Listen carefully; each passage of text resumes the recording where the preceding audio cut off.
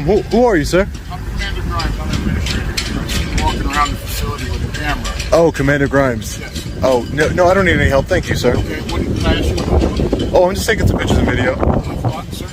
of the facility. Of the facility, the perimeter fence? Why is that, sir? The facility in general, sir. Right, but you're over here by our mobile range. Yeah, I was checking out the mobile range. I never seen a mobile shooting range before. Okay, and you're taking pictures of our exterior fence. What's your name, sir? Oh, I'm not gonna give my name, sir. Why not? Just because I haven't done anything wrong. I'm just asking, and you're walking around our perimeter fence. Yeah, well, my first name's Sean. Sean? Yeah. You don't want to give me your last name, sir? Oh, no.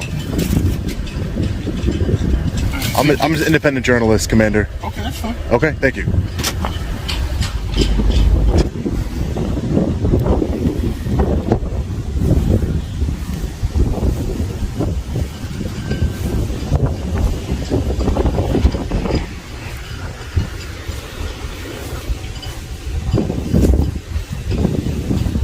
How's it going, man?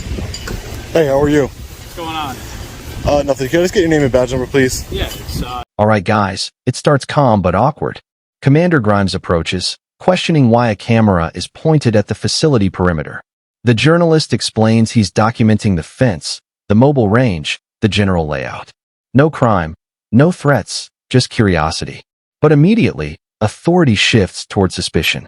A simple walk turns into an interrogation, setting the tone for another classic First Amendment audit moment. Deputy Smith. My badge number is 213. Okay. Yeah. Thank What's going you. on? Nothing. You're just one, you're right outside the border of the airport, and two, you're over right across from the jail, so you're kind of in a suspicious area right now. Yeah, I'm just taking some pictures and video. What for? I'm an independent journalist. Okay. Do you have your ID on you? I do have my ID on me, yeah. Yeah. Can I just see that, please? For what? Because you're in right next to the airport, Okay. and you're right outside the jail, so I'd like to just see some ID, see what I'm dealing with. How does that help you in your investigation? Because if what I'm trying to figure out is just who you are and see maybe when I run your identity, I can figure out what's going on here and see who you are exactly. Will my ID tell you if I'm an independent journalist or not? No, it won't. Does it tell you? What do you have going on right now? Just because I have the jail calling right now, I have the COs coming over right now. Yeah. We just want to know what's going on. Listen up, because here comes the escalation. A deputy steps in, polite at first, then quickly pivots to the classic playbook, suspicious area. Airport on one side, jail on the other. Cameras suddenly equal concern.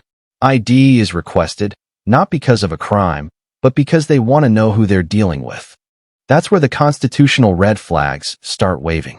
Yeah, I just told you though. What do you? I just told you, deputy. I just told you. What are you doing? I'm an independent journalist. What is it I'm for? working on a story. What's the story? The story is on the county of Albany, as well as the airport here, and the correctional facility. What are you writing about the facility? Oh, just general information about the facility. It's not published yet, so I really don't want to get into too many specifics. What company do you work for? Oh, you're independent. Sorry, yeah. Independent. So I work for myself. Yeah. Okay. Mhm. All right. Yeah. I'm just curious. I just don't think that my ID would. I do have it on me, but I don't think that's gonna. I don't see how that's gonna help you out in any way. You know what I mean? Yeah. Well, it'll help me figure out who you are. What's your name? My first name's Sean. Sean. What's Yeah. your last name?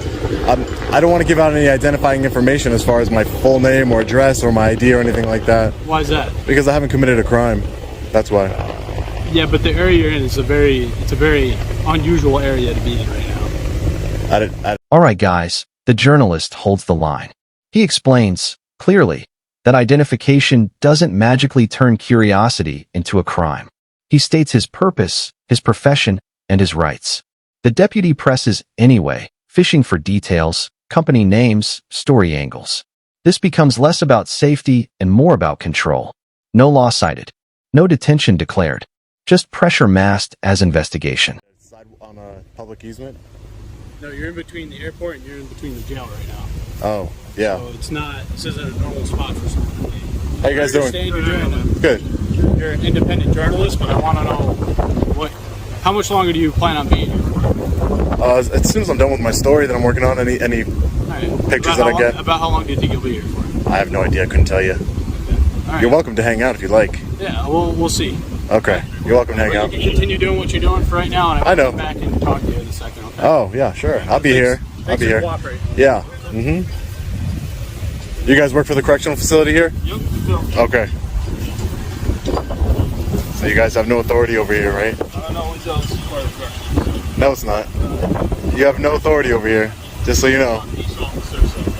It doesn't matter. Your job is to keep peace inside the correctional facility. Now the scene widens. More personnel arrive, and the questioning shifts from what are you doing to how long will you be here. Alright guys, notice the tactic. Time limits, presence, subtle intimidation.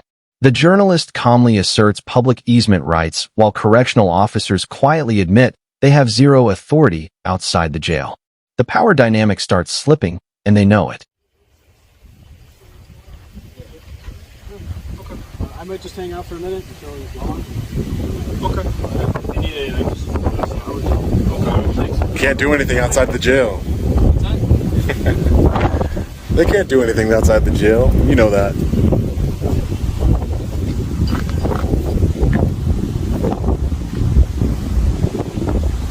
I'll make you a deal, deputy.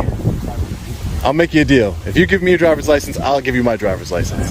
Is that a deal? No? Just hold on. I'm trying to... Oh, yeah.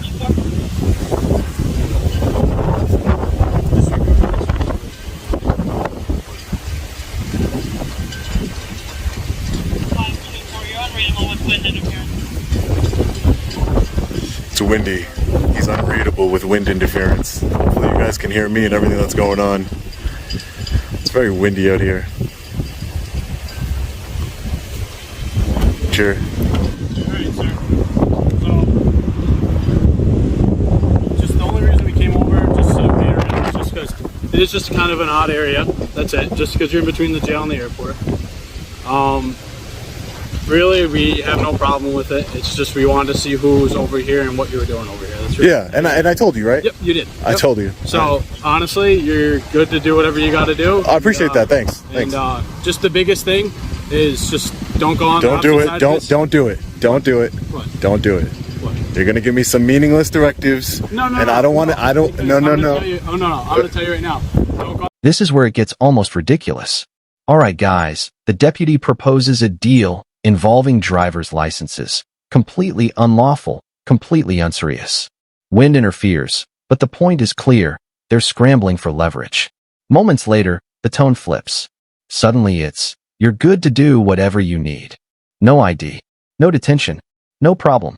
Just confirmation this stop never had teeth. The other side of this fence. It's a secure area for the airport. Okay. That's all I'm just saying. Wait, And then when you walk your dog later, make sure he has a leash on him. And then Do you see? on the opposite side, Come on, if you go over near the jail, that's another problem too. I'm just saying there's no filming in the But side you're of the just, jail. listen. I just wanna You're make just sure telling me you're- things that you're telling me things that have nothing to do with me. Was I ever in the jail? Was I ever on that side of the fence? You weren't, but I'm just trying to tell you. Like, just you're in and Just out so I here. know. Are you from around here? Just so I know, Have right? you been around here before? This is my first time. This is my first time here. Yeah, Okay, this is my first time so here. that's why, see, But I'm not gonna go. But Just so you know, I can read. Do you see that the signs on the fence say restricted area? Signs on the fence. On the other side there is. It is right over there. Yeah. In this area where we're standing right now. Dude, I'm not trying to get you a hard time. I'm Yeah. just trying to figure out who you are. That's all it is. No, yeah, I told you. My name's Sean. I'm an independent journalist. That's it. How you doing, Besides deputy? that, we're not concerned. So Okay. I just want to make sure you knew where you were going. I Okay. didn't want you to end up in somewhere you're not supposed to be. Yeah. It's an odd spot for you to be outside, in between the airport and the jail. Yeah. But besides that, you're good to go. So right. have a nice day, all right? Make sure your seatbelt's on when you get in the car, okay? All right, thank you. No problem. Stay safe. Can I just get your name, sir? What? Yeah. Feliciano. And your badge number, Feliciano? 1, 2, 3. Thank you. Appreciate it.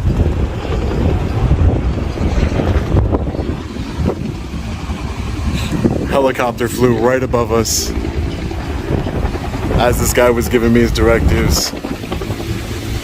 Why? Why? There's no need for directives. Now look. Alright guys, the ending seals it.